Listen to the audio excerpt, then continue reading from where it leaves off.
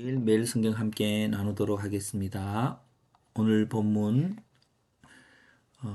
변화산상에서의 예수 그리스도와 베드로입니다. 첫 번째 문단은 그 얼굴이 해같고 옷이 빛과 같이 변형된 예수님을 보고 모세와 엘리야와 예수님을 위하여 각각 성막을 짓겠다고 한 베드로에게 빛난 구름 속에서 예수는 내 사랑하는 아들이며 내 기뻐하는 자이므로 너희는 그의 말을 들으라는 소리가 들렸다. 자, 오늘 이렇게 요약을 하는 것은 이런 부분으로 다시 이제 첫 번째 주어와 동사와 목적어를 찾습니다.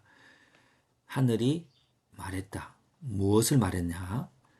예수님에 대해서 말해서 예수님에 대해서 말하기를 내 사랑하는 아들이요 내 기뻐하는 자다라고 할 때 사랑하는 아들이라고 하는 것은 우리가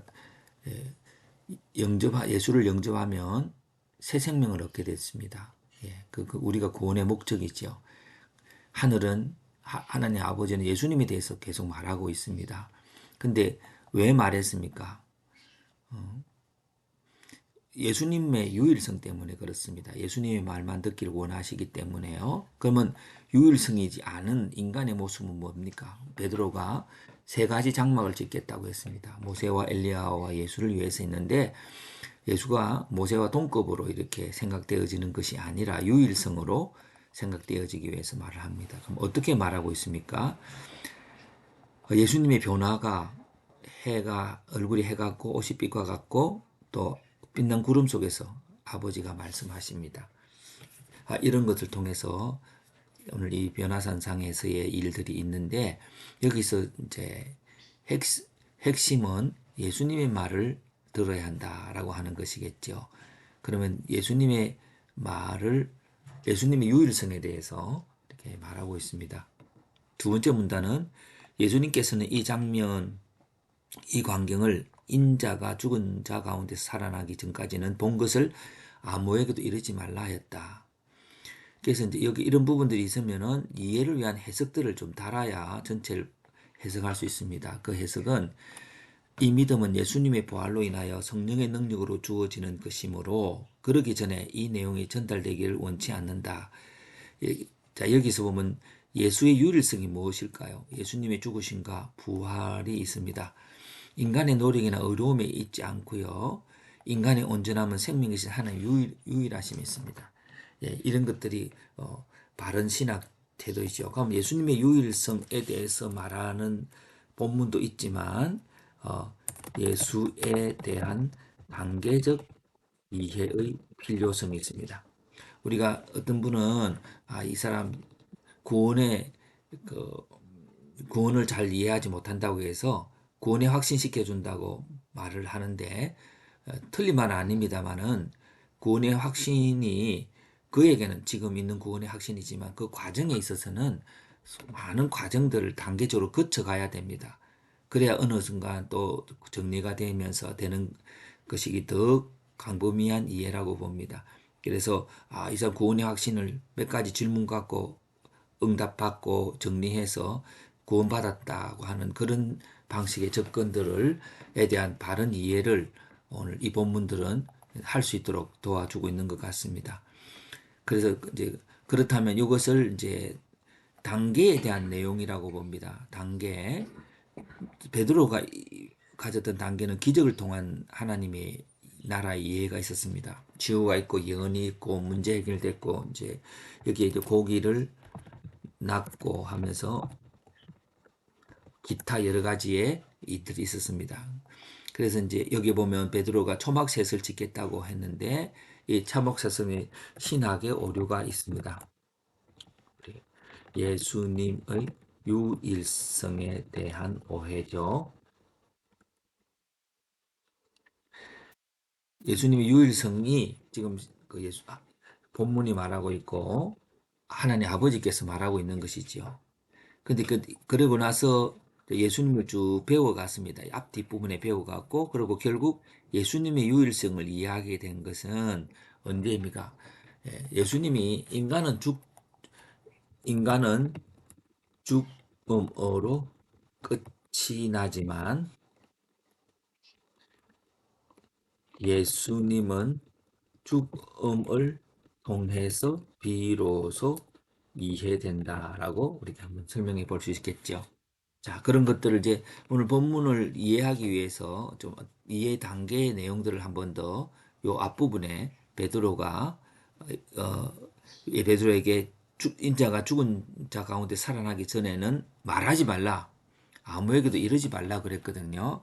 그러니까 아무래도 이러지 말라는데 우리는 자꾸 그냥 말만 하면 설명만 하면 된다고 생각하는 그 부분에서 이렇게 단계의 내용이라고 하는 제목으로 한번 간편하게 또 패턴화해 보았습니다. 그리고 마지막 문단은 언제 와서 모든 것을 회복할 자로서 오리라고 한 엘리야는 세례 요한이지만 사람들은 그를 임의로 대우하였고 인자도 그들에게 고난을 받을 것이다 라고 했습니다. 이 부분들이 항상 매일 성경에는 같은 본문이 될 수도 있고 전혀 다른 내용이 될 수도 있지만 오늘 우리가 하는 그것은 이제 이해를 위한 해석에 있어서 먼저 보면은 어, 예수님께서도 세례 요한이 먼저 와서 그 후에 예수님이 오시도록 하였다. 이게 뭘까요? 이게 단계적 이해죠. 자, 그래서 엘리야는 우상을 섬기는 이스라엘에 대해서 어, 자각을 일으키고 그들이 그 우상을 제거했을 때 생명을 얻게 하는 소나기가 하늘로부터 임함을 보여주었다. 라고 하는 것을 볼 수가 있을 것입니다. 음, 먼저 와야 할 엘리야라고 하는 그것은 이 부분에서 엘리야의 역할은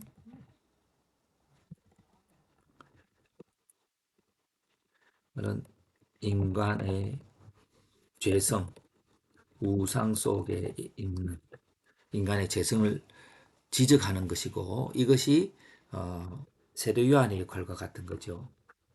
세례 요한의 역할.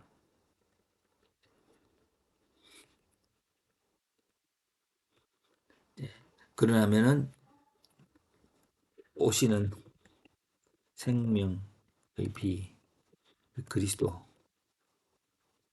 인한 생수가 없죠. 그 사이에서는 요 사이에 세례 엘리야 역할에 바른 예배, 바른 예배란 대속하는 어린 양의 역할 있습니다. 그 다음에 이제 이거를 부활 신앙의 단계라는 제목으로 제가 패턴을 해보았는데요. 단계의 내용은 먼저 기적을 통한 하나님 나라의 이해. 이걸 보면은 먼저 베드로가 이제 기적을 통한 하나님 나라 이해가 단계적으로 있습니다. 약 앞부분에 했던 것 같고요. 그리고 단계의 내용은 기적을 통한 하나님 나라 이해에 대해서 장모의 치유, 풍랑을 잔잔하게 하고 고기를 많이 잡고 하는 거 있고 헌신에 대해서 초막셋을 짓겠다는 종교심의 헌신이 있습니다. 그리고 근데 그 헌신이 있었지만 그리스도를 위한 무력적 행사, 무력 무력적 헌신이죠. 그러니까 어, 그리스도의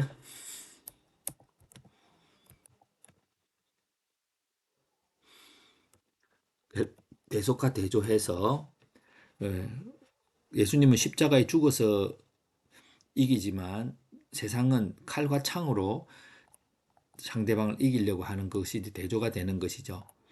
예.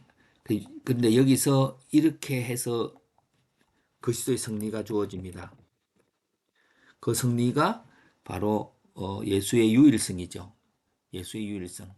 예수의 유일성은 죽음에서 다시 살아나셔서 생명이 되셨기 때문에 생명이 되시고 성령의 능력으로 오늘 우리를 구원하십니다. 근데 그것을 구원할 수 있도록 이제 예수님이 행하신 일을 믿을 수 있도록 또 우리가 하나님과 함께 하는 거처를 만드심으로 이제 예수 그리스도 하신 일이 있죠. 자, 이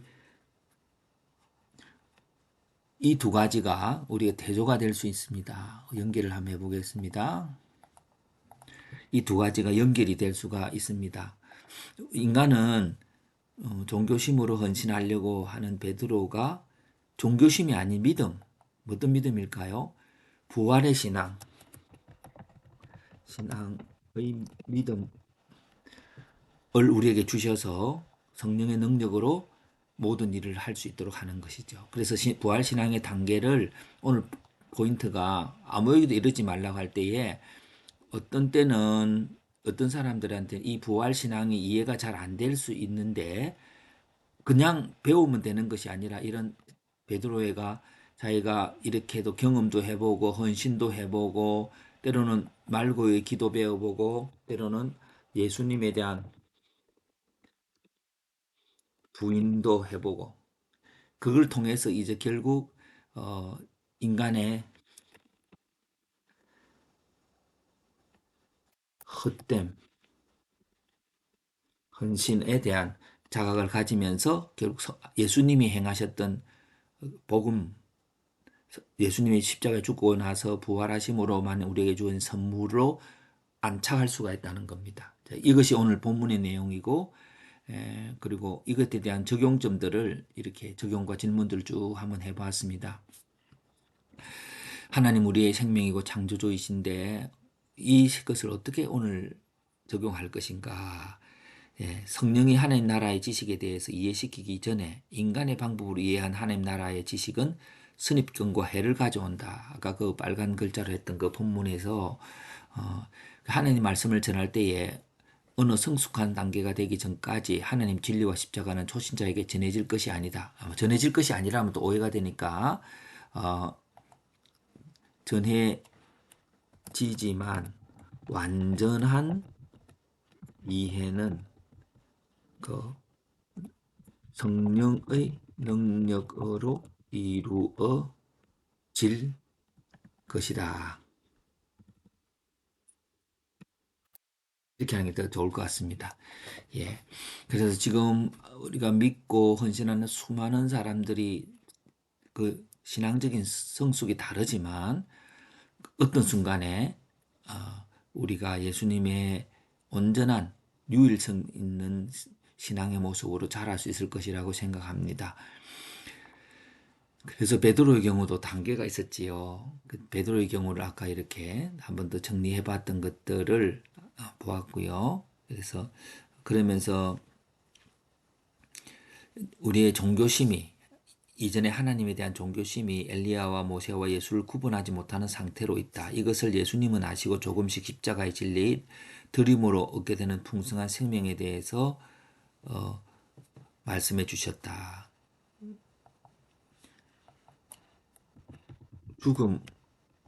죽음으로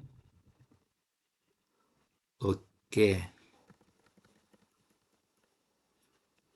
되는 풍성한 생명을 말씀해 주었다. 그래서 저는 학생들을 가르치는 자로서 어떻게 하면 그들 다 맞는 단계에 맞는 지식과 신앙을 이해할 수 있을 것인가. 항상 예수님의 죽음과 부활은 이야기 되어지지만 베드로에게도 그 말은 항상 되어졌지만 예수님은 어느 때가 되어야 그것이 온전히 이해될 것을 아셨고 이 본문이 오늘 우리 모두에게도 이해되어졌으면 좋겠습니다.